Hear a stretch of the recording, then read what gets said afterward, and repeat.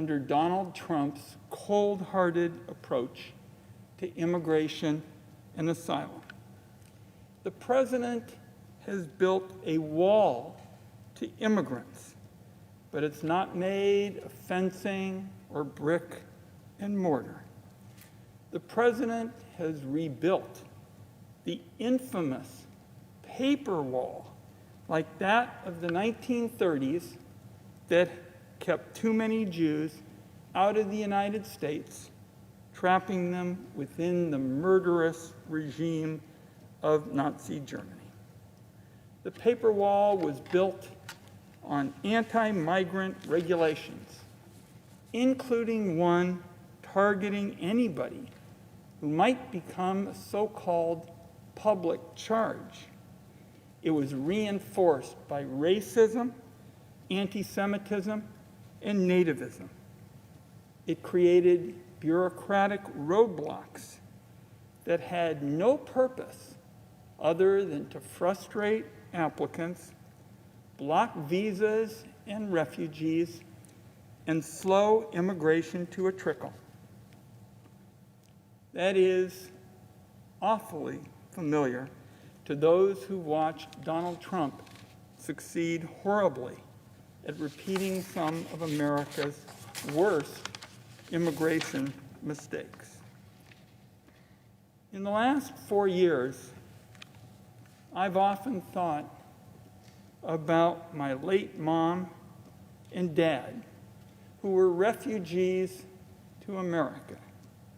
My parents were German Jews who fled the Nazis. Not all of our family got out. My great-uncle Max was one of the last to be gassed at Auschwitz. When my father arrived here at 13, he barely spoke any English. He studied hard. When the war came, my dad, who wasn't exactly built like Captain America, wanted more than anything to wear the uniform of the U.S. Army. My dad essentially talked his way into the service.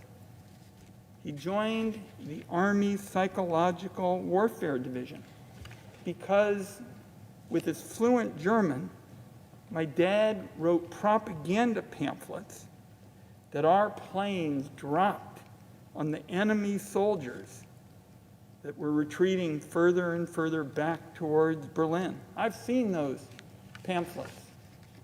And with a little son pride, they were smoking. They just told the Nazis they didn't have a chance. In contrast, the material their military dropped on our soldiers was written in mangled English, comical stuff. And my dad has really been singled out. He's in the Holocaust Museum for his contributions to helping our army beat the Nazis. And after the war, he became a journalist and an author. My mom came in 1939, a few years after my dad. During the war, she served in the Women's Army Corps. She was in England and France and Germany.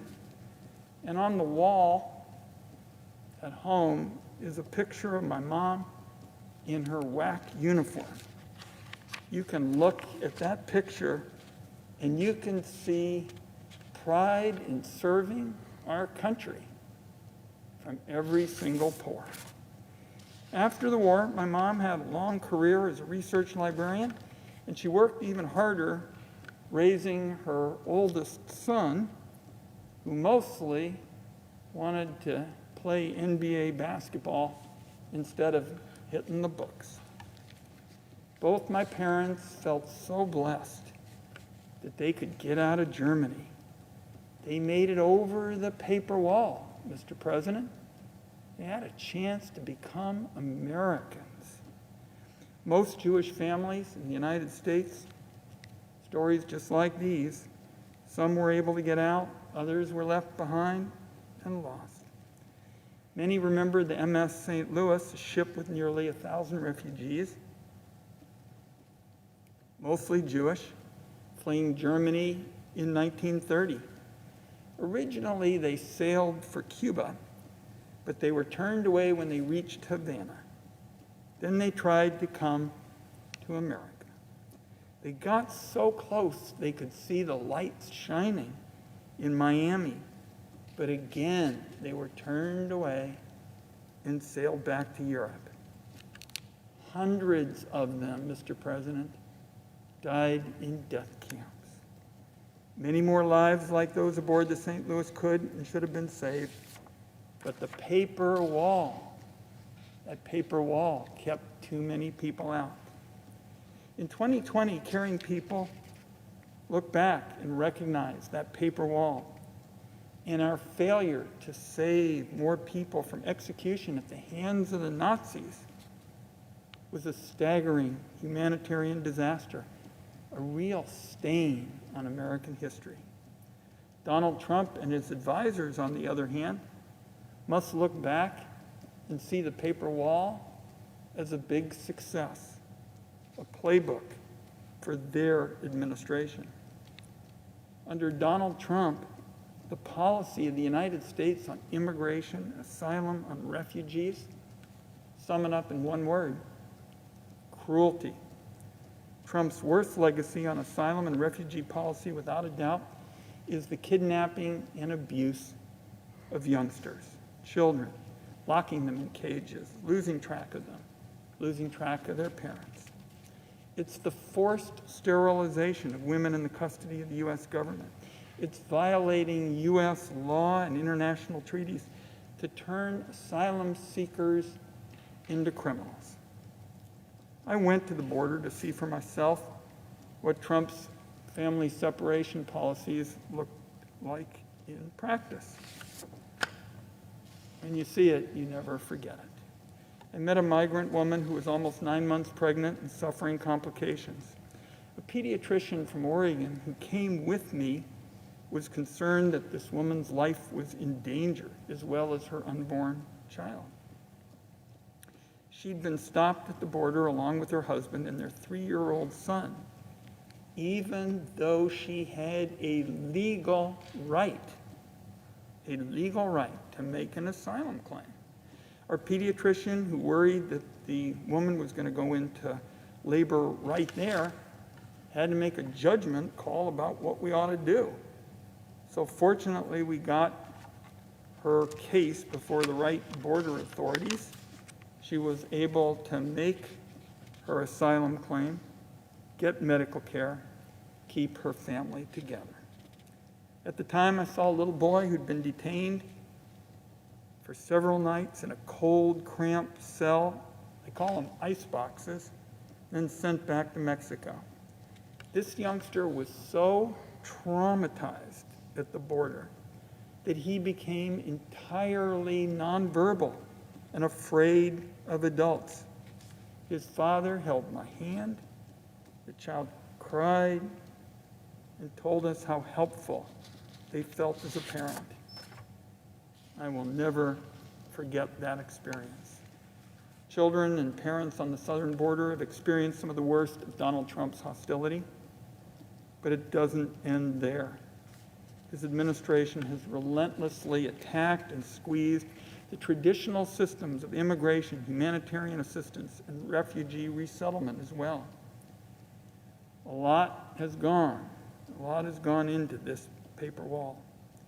Anti-immigration policies have bookended the Trump 4 years. One of their first new policies out of the gate was the Muslim ban, which was a nightmare for many immigrants and immigrant families. Now, in Donald Trump's final days, his administration has made the citizenship exam twice as hard and twice as long.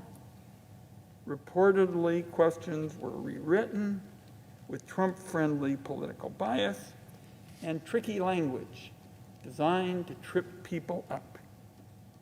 There wasn't any discussion about any exams here in Congress. When you read the old version of the tests that existed before the Trump meddling, it was pretty darn challenging. There's no good faith explanation for the changes. It was only about making it harder to become an American. Through his years in office, Donald Trump steadily lowered the cap on refugees allowed in the country. For 2021, he set it at the lowest number ever. Then there's the DACA program, Deferred Action for Childhood Arrivals. We talked here in the Senate about the Dreamers. And when the program was created, there was a promise made that it would be okay for the Dreamers to come out of the shadows. You could apply without fear, have your application renewed in 2 years. I think the government has a moral obligation to keep the promise. Not on Donald Trump's watch. If not for court orders, DACA would be dismantled by now. There are more than 11,000 hardworking young people in my home state that are DACA recipients. I've talked with a lot of them. They come to my town hall meetings. We meet on campus, meet in coffee shops. Not long after the pandemic hit, one young Oregon DACA recipient started working with COVID patients. Just wanted to help during the pandemic, coordinating tests, working on follow-up, contact tracing.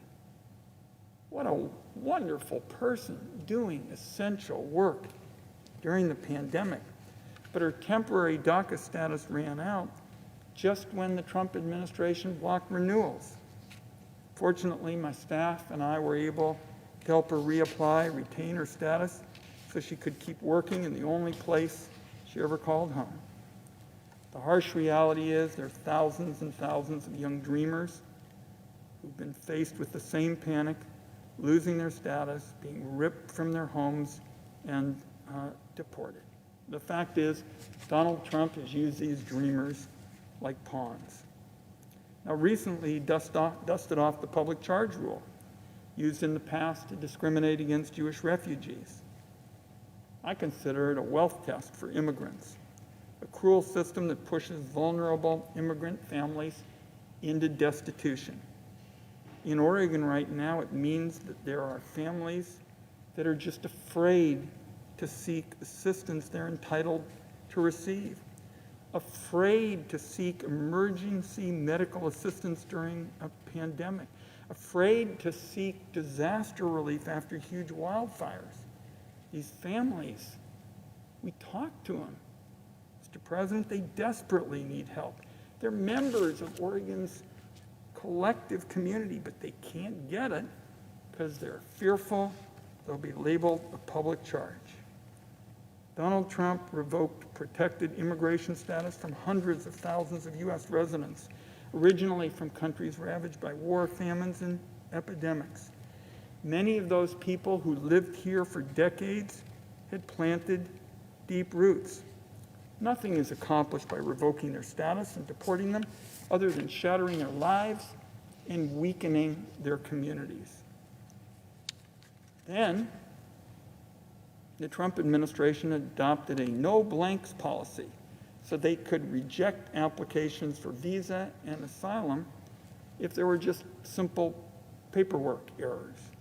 For example, let's say an only child filling out a visa application leaves a blank where it asks for details on siblings. They could be rejected. Even simple errors that mean nothing, writing in a dash instead of an N/A for an inapplicable question, leads to rejection. The policy here again has resulted in huge cuts to immigration and asylum. During the pandemic, the Trump administration denied COVID relief to tax-paying, law-abiding American immigrants who secure America's food supply or save lives as frontline healthcare workers. Next, there's the sabotage of the system of printing documents for immigrants, including green cards that allow residents to work and go to school. This affected tens of thousands, again, who did nothing wrong. Some of them were newly approved applicants. Many others were longtime U.S. residents replacing green cards that were expired or lost. If an immigrant's green card expires and they don't have the replacement, they're out of luck and technically in a kind of legal never land. It's all because Donald Trump wanted to break the system just to cause harm. Now let's talk about those who work alongside our military overseas. You'd think that if there was any group, Mr. President, whose immigration status got a special level of care from our government, it would be those whose lives are in danger in their home country because they served courageously alongside our forces. That's not been the case under Donald Trump. For example, there have been reports on an Afghan pilot on the run from the Taliban because his clearance to relocate in the United States was reversed. The U.S. Army pilot who trained him said, quote, "He's marked as a dead man. He's done all he can there.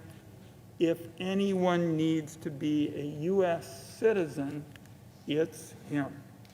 But the Trump administration, which initially approved his relocation, went back on his word. This pilot is now reportedly in hiding with his wife and their 4-year-old daughter. They're among tens of thousands of Afghans and Iraqis whose lives are in danger, waiting for the U.S. government to decide on their immigration status. The number of these courageous individuals brought to the U.S. has plummeted under Donald Trump, again because of this anti-immigrant bias. I remember the late Senator John McCain speaking often about why our country needed to protect those who help our men and women in battle. John McCain said it wasn't just a moral issue, but also a national security issue. He said, "Won't it be harder to get people to help our soldiers in the future if America abandons those who helped us in the past?" For Donald Trump, it seems hostility towards immigrants overrides even America's national security. Donald Trump has often claimed he supports immigration. He once hijacked a naturalization ceremony, which is supposed to be a solemn event, no politics. He stole that moment from the group of people becoming citizens so he could go on and on about false claims about his position on immigration. He said he wanted, and I quote here, "tremendous numbers of people to go in." Over the last, I guess, 8 or so minutes, Mr. President, I've proved that's sure not true. The reality is Donald Trump cut legal immigration in half. If I were to walk through every cruel and inhumane thing this administration has done to immigrants, asylum seekers, and refugees, Mr. President, we'd be standing here till the beginning of January. It's going to be hard work dismantling Donald Trump's paper wall, but it's a must-do for the President and Vice President-elect. I know they agree. And I want to close my remarks, Mr. President, by talking a little bit about why immigration matters. As an Oregonian, I can tell you that Oregon is clearly stronger today because of our openness to immigrants and refugees and asylum seekers. We call it at home, people hear me talk about it here, as the Oregon way, and it's about fundamental decency. No other way to describe the Oregon way than those two words, fundamental decency. So here's an example of how the Oregon way collides with the Trump policies pertaining to visas. 12 years ago, an Iraqi boy named Mustafa came to Oregon to receive badly needed medical care. He was very injured, lost a leg during a U.S. bomb strike. He needed complicated surgeries that couldn't get done in Iraq. So a group of Oregonians worked with a nonprofit to bring him to my hometown of Portland. Mustafa got good care and was able to go home.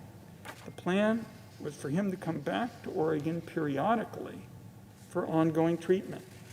Back home in Iraq, however, communication was difficult, and his family was displaced by Islamic State militants. Miraculously, in 2016, Oregonians recognized Mustafa on the TV news from a refugee camp outside Fallujah. It was clear he still dealt with serious health problems. Again, Oregon citizens and nonprofits went to bat for him. Again, they worked to bring him to the United States for care, except this time, the Trump administration had closed the door to Iraqis. They were out of luck.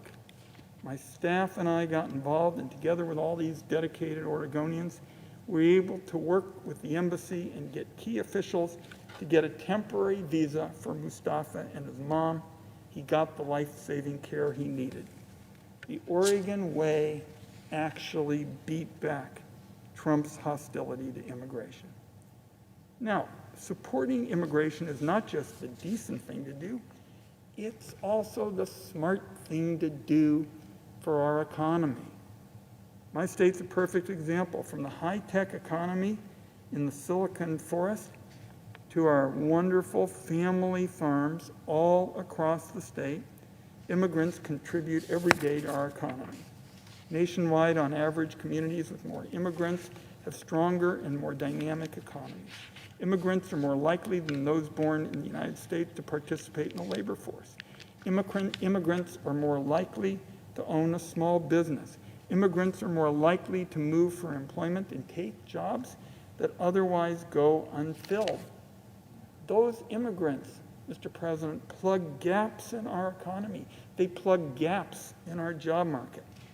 Immigrants are more likely to be entrepreneurs. Their kids are more likely to want to just work and work and work. And they've shown that they are more likely to climb the economic ladder. Immigration has also proven to be a big economic and population boost for our rural communities, which too often in too many parts of the country somehow look like people just are willing to turn them into economic sacrifice zones compared to the focus on the cities and suburbs. Our colleges and universities desperately need more foreign-born students. Most foreign-born students pay full sticker price and subsidize the students born in the United States. Due to COVID and anti-migrant policies, fewer and fewer international students come to study in American schools. They're choosing to study in other countries instead. And you can bet those other countries are happy to welcome the bright minds at our expense and let them find a way to help their economies. Our schools struggle to keep the doors open under these conditions. They've managed to block some Trump policies that are particularly harmful to students, and I'm very proud that my alma mater, the University of Oregon, led one of those lawsuits. But still, many schools are likely to close, and if there are fewer international students coming here that are subsidizing Americans, the price that American-born students pay for a college education goes up. It's legislative malpractice for lawmakers to allow that to happen when it's a crisis you know is headed this way. It's obviously, Mr. President, in our interest to be a magnet for the best and the brightest. Immigrants also protect vital safety net programs that Americans care so deeply about. With 10,000 people reaching retirement age every day, our country needs more workers, more people paying into Social Security, more people paying into Medicare, welcoming into the country more working age people that can help shore up those trust funds. It can help to protect the Medicare guarantee and help ensure that Social Security pays full benefits. It's a big mistake to pass up that opportunity. Finally, the economic boost isn't the biggest reason to support immigration. The biggest reason is immigration is about our national character. It's about our common history. Our country was founded by people with courage and audacity, people who picked up their lives and crossed oceans to start something new. Who are we to turn away all those who would follow in their footsteps? Welcoming immigrants from around the world makes us more youthful and resilient. It honors our founding. America has always been a land of opportunity. It's why my parents loved the United States so deeply after they arrived here as frightened youngsters fleeing the worst of humanity.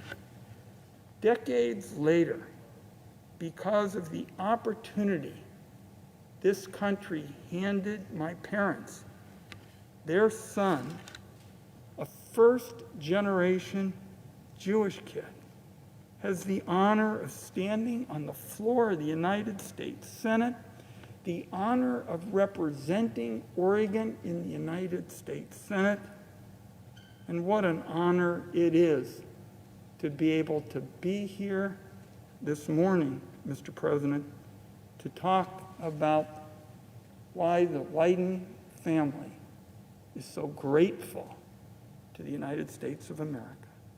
If someday people around the world no longer see the United States as a land of opportunity, we will have strayed from America's character and purpose. For now, the good news is that Donald Trump's presidency ends next month. The attacks on our immigration system and on people who dream of becoming Americans will be nothing more than the angry tweets from a man voted out of office. With the end of the Trump era, the United States can tear down the Trump paper wall and rebuild the coalition of Americans from all across the political spectrum who value the contributions of immigrants and who care for asylum seekers and refugees. It is an important part of what makes America so special. Mr. President, I yield the floor, and I believe we have another speaker.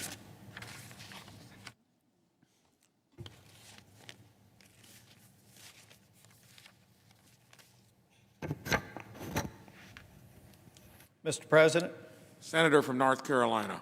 Thank you, Mr. President. Mr. President, I'm here today to honor the life of Officer Tyler Herndon, a member of the Mount Holly Police Department in North Carolina, not far from where I live. He tragically lost his life in the line of duty last week, just days before his